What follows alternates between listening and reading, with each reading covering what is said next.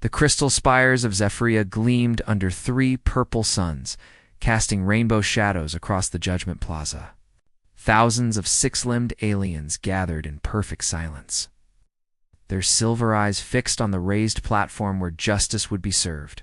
The air hummed with electric tension as guards in ceremonial armor escorted a lone figure to the center. Nira walked with quiet dignity despite the heavy chains binding her arms. Her luminescent blue skin seemed to pulse with inner light, and her graceful movements betrayed no fear, even as whispers of traitor and lawbreaker rippled through the crowd. Her crime was known to all during the recent war with the neighboring Chthons. She had rescued enemy children from a burning shelter, directly violating the sacred law that demanded no mercy for enemies, from the highest tower. Elder Corvin emerged, his ancient form draped in robes of office. His voice carried across the plaza like thunder. Nira of the Western Valleys, you stand accused of the greatest betrayal. You have shown mercy to our enemies, weakening our people's resolve and dishonoring our ancestors' sacrifice. In the crowd, a figure stirred. Marcus Chen, human diplomatic attached to Zephyria, had been observing Zephyrian customs for months. His dark eyes studied Nira's face, seeing not the criminal the crowd saw, but something else entirely. There was pain there, yes, but also an unshakable moral strength that reminded him why he had chosen diplomatic service, to bridge the gap between species, to find the common threads of decency that bound all thinking beings. As Corvin continued his pronouncement, Marcus felt something twist in his chest. The crime they described, saving children, would be considered heroic by human standards. He watched Nira lift her head higher, her silver eyes meeting his across the crowd. For a moment, time seemed suspended. She didn't look away, and neither did he. The penalty, Corvin declared, is death by dissolution at tomorrow's dawn. The crowd cheered approval, but Marcus heard something else in their voices: uncertainty. Perhaps not all Zephyrians agreed with this harsh judgment. He thought of his orders to observe but never interfere, of the delicate treaty negotiations that hung in the balance. Then he looked at Nira again, at the way she stood unbowed despite facing execution for an act of compassion. As the guards began to lead her away, Nira stumbled slightly. The chains were heavy, and exhaustion from days of imprisonment had taken their toll. Marcus found himself stepping forward before conscious thought could stop him. His heart pounded as he realized he was about to throw away his career, possibly his life, for a woman he had never spoken to but somehow understood completely. The challenge Marcus pushed through the dispersing crowd, his diplomatic credentials clearing a path to the platform. "Wait," he called out, his voice carrying the authority of his position. "I invoke the right of intervention under the Galactic Diplomatic Accords." Elder Corvin turned, his ancient eyes narrowing. The crowd fell silent again, sensing that something unprecedented was about to unfold. Marcus stepped onto the platform, his human height making him tower over most of the Zephyrians present. "You have no standing here, human," Corvin said coldly. "This is a matter of Zephyrian law. The Accords state that any diplomat may challenge a judgment that violates basic sentient rights," Marcus replied, his voice steady despite his racing heart. "I formally challenge this sentence and demand trial by the ancient right of Kelavan." Combat of minds and principles. Gasps echoed through the plaza. The Kelavan trial was an old tradition, rarely invoked, where disputes were settled not through violence but through a battle of wisdom and moral argument. Corvin's expression shifted from annoyance to genuine surprise. Nira stared at Marcus in amazement. This human stranger was risking everything for her. She had heard of humans, their strange emotional nature, their tendency toward irrational acts of heroism, but seeing it firsthand took her breath away. "You would stake your life on this woman's guilt or innocence?" Corvin asked. "I would stake my life on the principle that mercy is not a crime but a virtue," Marcus replied, his eyes finding Nira's again. This time, she smiled slightly, the first expression of hope he had seen cross her features. The elder considered carefully. To refuse would show weakness, but to accept meant risking centuries of legal precedent. "Very well," he said finally. "The trial will take place at sunset. But know this, human, if you lose, you will share her fate."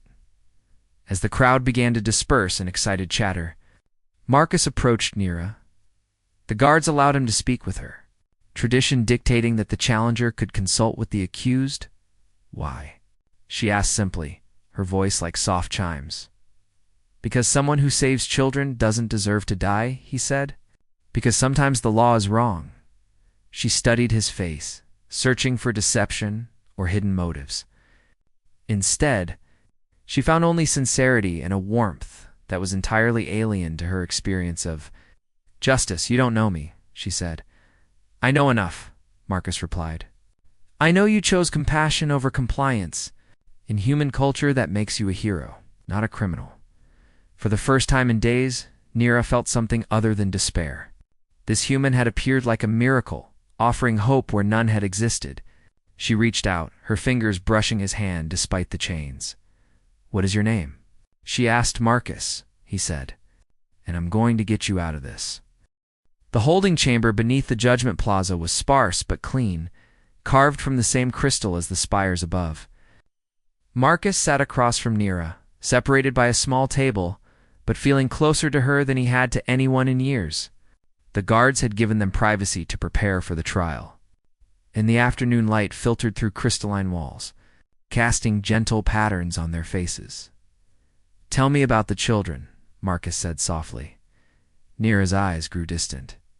There were 7 of them, hiding in the ruins of their shelter. The youngest couldn't have been more than 5 cycles old. Our soldiers had orders to leave no survivors, but when I saw their faces, ... double quotes, she paused, her voice catching. They looked just like Zephyrian children when they're frightened.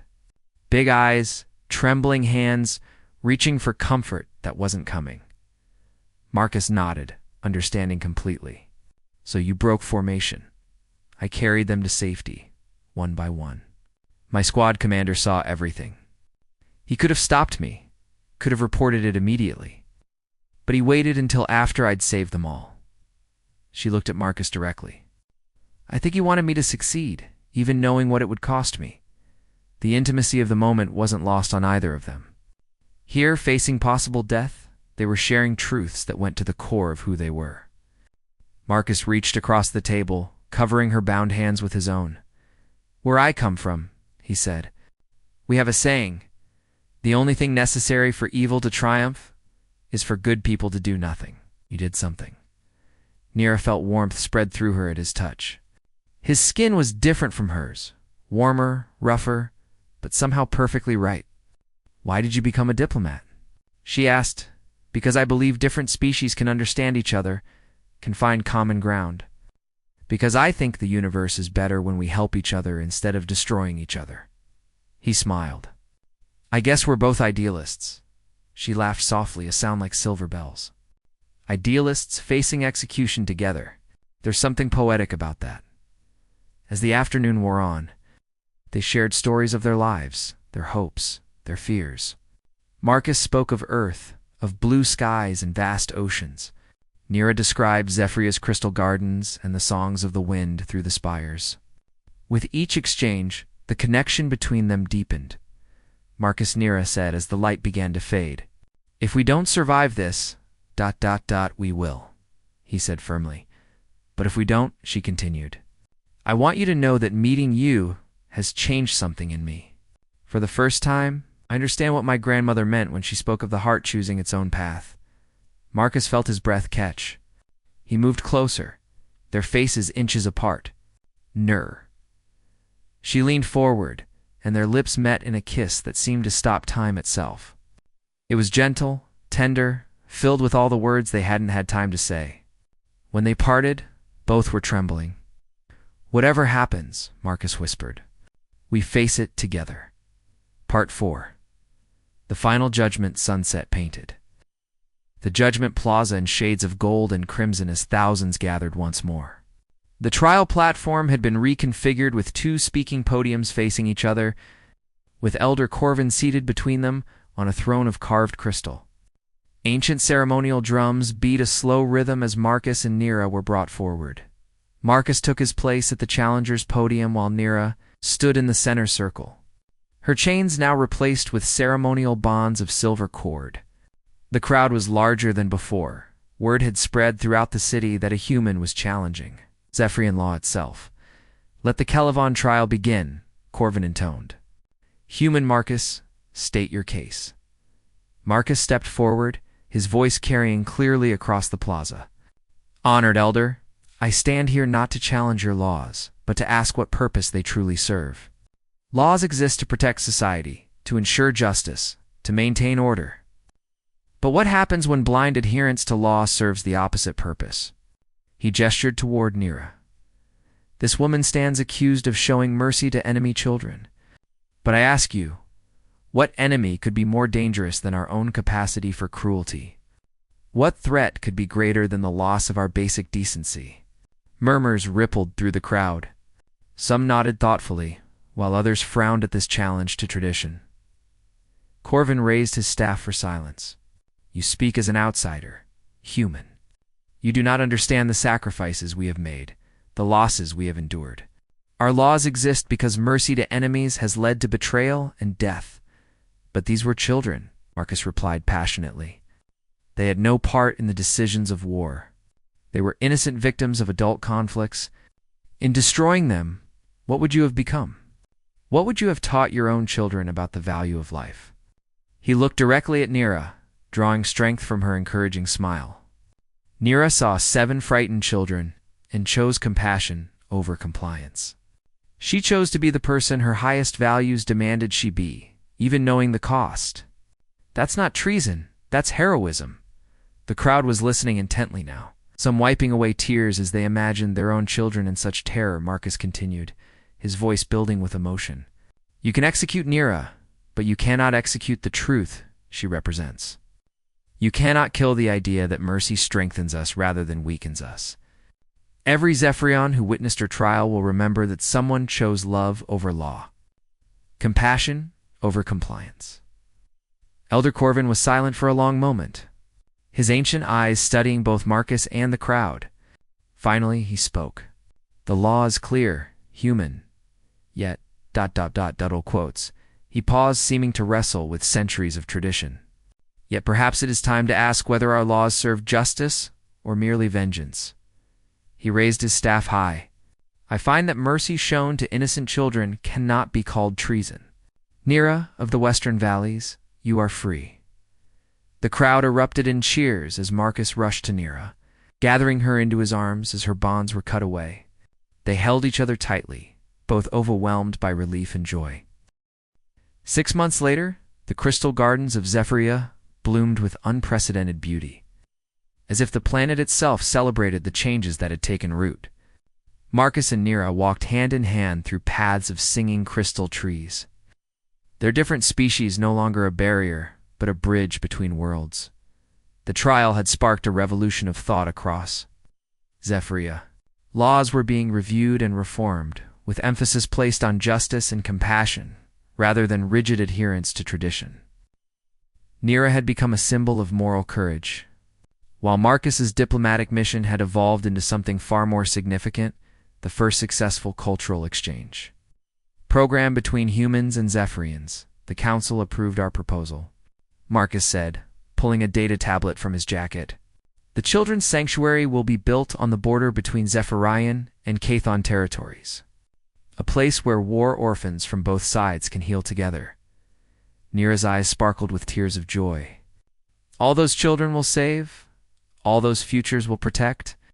Your people and mine, working together." They paused beside a fountain of liquid light, its gentle music harmonizing with the crystal wind chimes above. Marcus turned to face her fully, taking both her hands in his. "Nira, these past months with you have been the most meaningful of my life. You've shown me that love doesn't recognize species boundaries, that 2 hearts can find perfect harmony even when they beat differently." He knelt on one knee, producing a ring crafted from Zephyrian crystal and earth platinum, to worlds united in one symbol. "Will you marry me? Will you help me build a future where our children grow up knowing that differences are something to celebrate, not fear?" Nira's response was immediate and joyful. "Yes, Marcus. Yes to everything, to marriage, to children, to building bridges between stars. As he slipped the ring onto her finger, the crystal trees around them sang in harmony, as if nature itself blessed their union. Other couples in the garden, both Zephyrian and the growing number of human residents, stopped to cheer and applaud. Their wedding ceremony 3 months later became a planetary celebration, broadcast across both worlds. It featured customs from both cultures, symbolizing the new era of cooperation and understanding that their love had helped birth, years later, as they watched their own children, beautiful beings who inherited the best of both species, playing in the gardens with friends of many different worlds. Marcus and Nira often reflected on that day in the Judgment Plaza when love first conquered law. Their story became legend, told across the galaxy as proof that sometimes the greatest revolutions begin with a single act of compassion, and that love truly knows no boundaries, not of species, not of worlds, not of laws written by those who have forgotten how to hope,